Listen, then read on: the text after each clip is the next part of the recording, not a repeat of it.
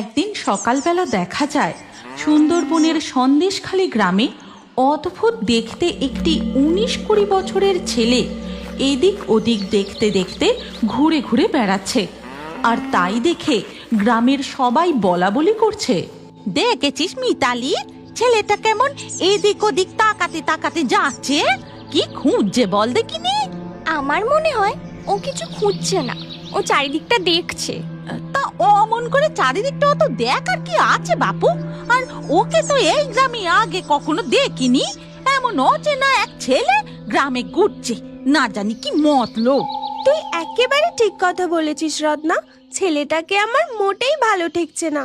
কি অদ্ভুত দেখতে বাপু, দেখেই কেমন যেন।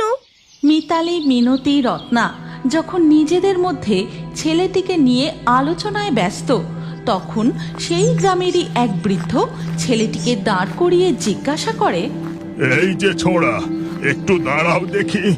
তা তুমি কে? হ্যাঁ, কোন গ্রামে থাকো? এখানে কারোর বাড়ি এইছো বুঝি? আমি মোহন, পথে পথে ঘুরে বেড়ানোই আমার কাজ, তাই লোকে আমায় পথিক বলে। তা নয় বুঝলাম, কিন্তু এই গ্রামে তোমার কেউ চেনা জানা আছে নাকি? থাকবে কোথায়? উদ্দেশ্যবিহীন ভাবে এই গ্রামে ঘুরে বেড়াচ্ছ, এ তো মোটে ভালো কথা নয়। ভয় নেই দাদু, ২-১ দিন থেকে এই গ্রাম ঘুরে দেখেই আমি চলে যাব। এই কথা বলে মোহন সেখান থেকে এগিয়ে যায়। তারপর পথ ধরে হাঁটতে হাঁটতে আহা, কি হয়েছে ঠাকুমা, তুমি এত কাশছো কেন? শরীর খারাপ বুঝি? ওরে বাবা, তোমার গাছে একেবারে জ্বরে পুড়ে যাচ্ছে। হ্যাঁ বাবা, আমার শরীর খুব খারাপ।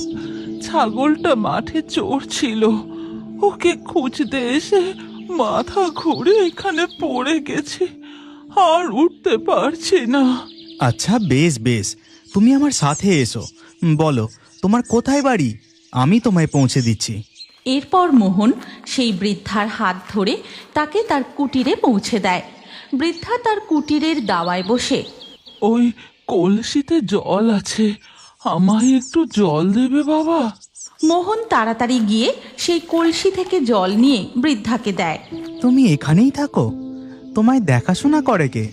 বৃদ্ধা আকাশের দিকে হাত তুলে বলে, ওই যে মাথার উপর যিনি আছেন, আমার ঈশ্বর, তিনি আমায় যেমন রেখেছেন আমি তেমনই থাকি বাবা।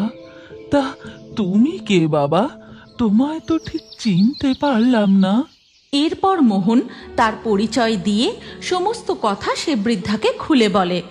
তা বেশ বেশ, গ্রামে যখন বেড়াতে এছো আর তোমার যখন থাকার জায়গাও নেই, অসুবিধে না হলে তুমি আমার এই ভাঙা কুটিরেই ২ দিন থাকতে পারো। এই কথা শুনে মোহন ভারী খুশি হয়ে তার কাঁধের ঝোলা বুড়ির উঠানে নামিয়ে রেখে তারপর পাশের ঝোপ থেকে কিছু জড়িবুটির পাতা তুলে হাতে কোষ্টে নিয়ে সেটা বৃদ্ধাকে খাইয়ে দেয়। তারপর আবার গ্রাম ঘুরতে বেরিয়ে পড়ে। ধন ধান্য পুষ্প ভরা আমাদের এই বসুন্ধরা। হায় হায় হায়, এ আমার কি হলো? হায় হায় হায় হায়, এ আমার কি হলো? কি হয়েছে গো খুড়ো, অমন করে মাথা চাপড়াচ্ছ কেন? আর বলো না, গরুতে বেড়া ভেঙে আমার অত কষ্ট করে বসানো সব চারা গাছগুলো মারিয়ে ছিঁড়ে খেয়ে একেবারে তছনছ করে দিয়েছে গো। আর কি করবে বলো, যা হবার তো তা হয়ে গেছে। এসো, আমি বরং তোমার বেড়াটা শক্ত করে বেঁধে দিই, যাতে আর কোনো গরু ভাঙতে না পারে। এই কথা বলে মোহন বেড়া বাঁধতে শুরু করে। তারপর বেড়া বাঁধা হয়ে গেলে যে কটা চারা বেঁচেছিল সেগুলোকে আবার তুলে নতুন করে বসিয়ে দেয়, গাছের গোড়ায় জল দেয়। তা তুমি কে বাবা? তোমায় তো ঠিক চিনলাম না।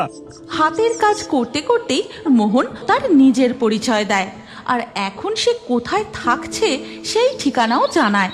তারপর মোহন আবার গ্রাম ঘুরতে বেরিয়ে পড়ে।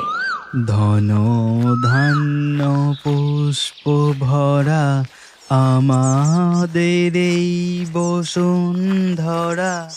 কিন্তু পরের দিন সকালবেলা দেখা যায় গ্রামের বুড়ো বট গাছের তলায় গ্রামের সকলে জড়ো হয়েছে। দেখো, তোমরা সকলেই এখানে উপস্থিত রয়েছ। আমি একটা কথা পরিষ্কার করে বলতে চাই, ওই ছেলেটি মোহন নাকে কোথায় থাকে, এখানে কি উদ্দেশ্যে এইছে তা কিছুই বুঝতে পারছি না। হ্যাঁ, তুমি একদম ঠিক কথা বলেছ খুড়ো। ও ছেলের আভাব আমার মোটেও ভালো লাগছে না গো। কোথাও কিছু নেই, গ্রাম ঘুরতে এইছি বললেই হলো নাকি? যশোদা কাকিমাকেও বলি হারি যাই বাবা, ওই একখানা ছাগল ছাড়া নিজের তিন কোলে কেউ নেই বলে মায়ায় পড়ে ছেলেটাকে অমনি নিজের বাড়িতে থাকতে দিয়ে দিল।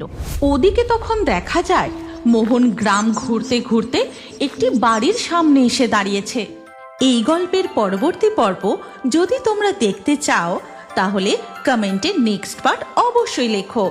আর আমাদের ফেয়ারি টুনস বাংলা ফেসবুক পেজটি এক্ষুনি ফলো করে নাও। এই গল্পটি ভালো লাগলে লাইক দিয়ে শেয়ার করে দাও।